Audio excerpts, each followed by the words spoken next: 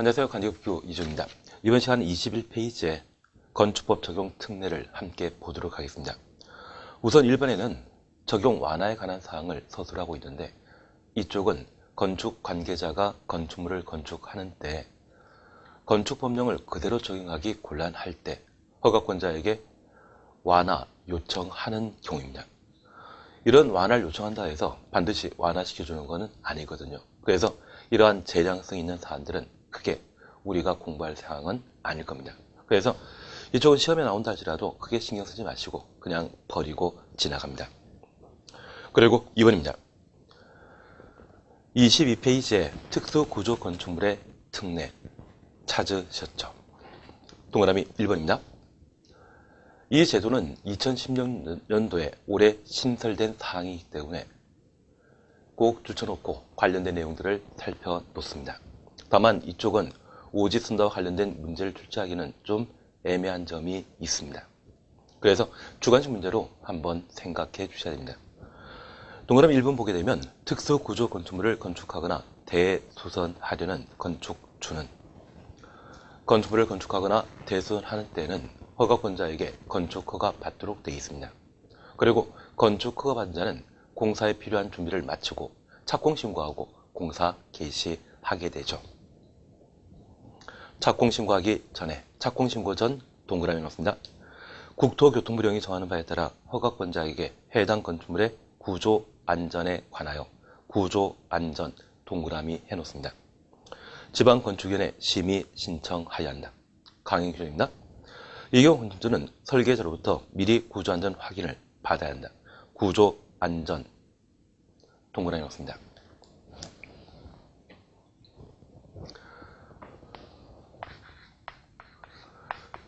특수구조 건축물은 차량 등이 외벽 중심선으로부터 3m 이상 돌출하거나 기둥과 기둥 사이의 거리가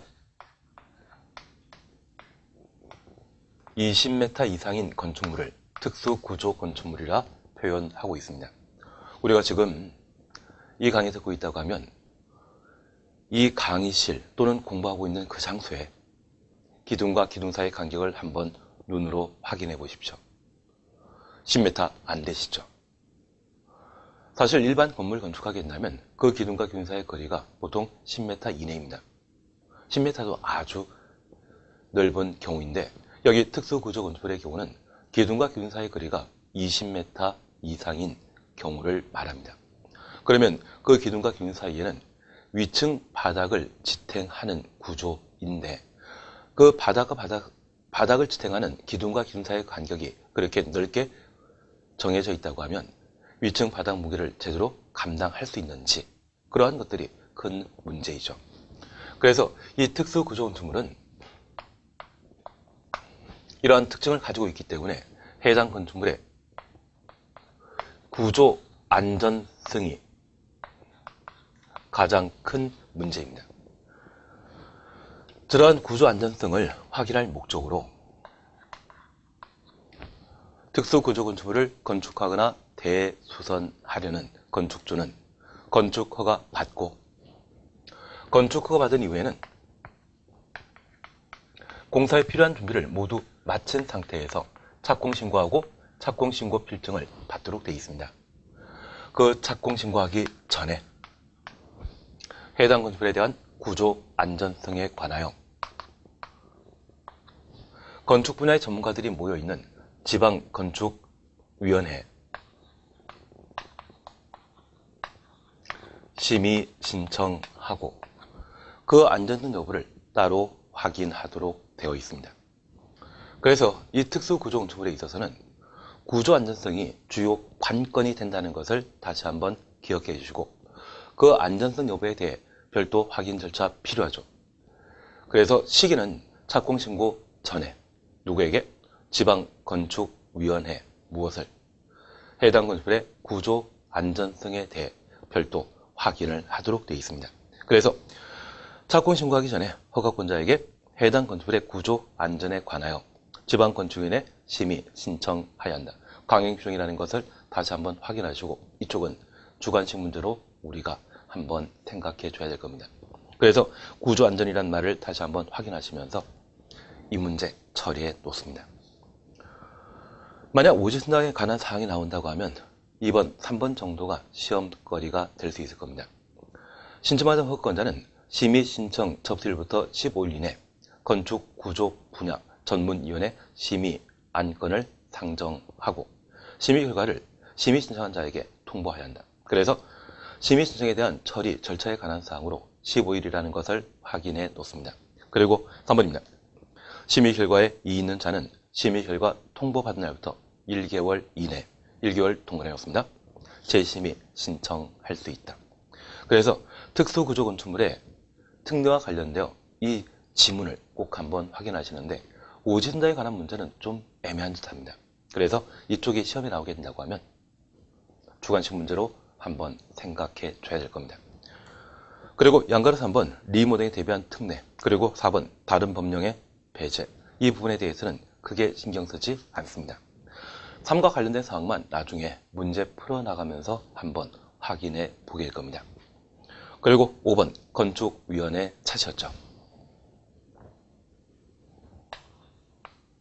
우리 건축법은 건축법과 관련된 각종 공법상의 규제에 관한 사안들을 다루게 됩니다.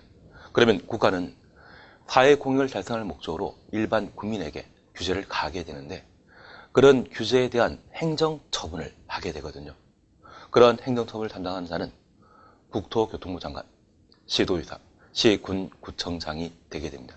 그런데 이들은 건축 전문가 아니죠. 보통 정치인들이 그런 지도의사, 시군구청장, 심지어 장관까지 담당하고 있습니다. 이들이 잘못된 정책을 결정하게 된다고 하면 사회적으로 큰 영향을 끼치게 될 겁니다. 그러면 이들이 각종 정책을 결정함에 있어서는 좀 신중하게 검토할 필요이고 전문가가 좀 검토할 필요가 있겠죠. 그런 전문가가 모여있는 곳이 바로 건축위원회가 되게 됩니다. 이런 건축위원회는 국토교통부에 존재한다면 중앙건축위원회라 표현하고 시도, 시군구 단위에 설치되어 있다고 하면 지방건축위원회가 되고 있습니다. 그래서 현재 건축위원회는 중앙건축위원회와 지방건축위원회로 각각 구분하게 됩니다. 그러면 이번에 만약 국토교통장관이 여러 가지 정책 또는 처분을 결정하게 된다면 심의 절차를 거치게 되었을 때 지방건축위원회 심의 거칩니까? 중앙건축위원회 심의 거치겠습니까? 중앙건축위원회이죠. 그래서 지방자치단체가 일정한 행정처분의 결정권자라고 하면 지방에 설치되어 있는 건축위원회 심의 거치도록 되어 있고 장관이 행정처분의 결정권자라고 하면 중앙건축위원회 심의 절차를 거치도록 되어 있습니다. 그래서 심의 기능을 가지고 있다는 것을 다시 한번 확인해 놓습니다. 이러한 건축위원회는 25페이지의 중앙건축위원회와 26페이지에는 3번 지방건축위원회가 있습니다. 명칭만 보고 지나가십니다.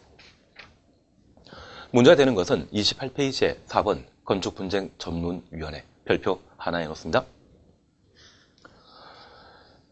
연관 4번 건축분쟁전문위원회는 2015년도에 일부 사항을 개정했었습니다. 그리고 33페이지까지 가면 양가 5번에 건축민원전문위원회를 볼 수 있습니다. 별표 하나 해놓습니다. 여기 건축민원전문위원회는 2015년도에 신설된 제도인데 건축분쟁전문위원회와 건축민원전문위원회에 대해서는 최근 개정사항인데 불구하고 18회 때 시험 문제가 출제되지 않았습니다. 그러면 이번 시험쯤이면 한번 출제되겠죠. 그래서 28페이지에 건축분쟁전문위원회와 건축민원전문위원회에 관한 사항을 꼼꼼히 살펴놓습니다. 그러면 우리 건축부에서는 건축위원회 업무를 효율적으로 수행할 목적으로 전문위원회 제도를 따로 마련하고 있습니다. 그래서 이 전문위원회는 건축위원회 산하에 존재하는 기구라고 생각해 주시고 이러한 전문위원회는 크게 건축분쟁전문위원회와 건축민원전문위원회로 각각 구분하게 됩니다.